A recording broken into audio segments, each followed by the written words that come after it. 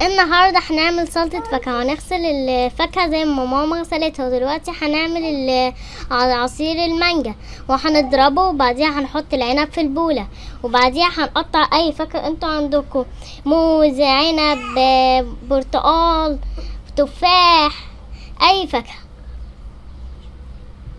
وهنقطع مشمش وتفاح وخوخ، سكينة بقى. وما حدش يمسك السكينة غير مين؟ غير ماما. شاطر.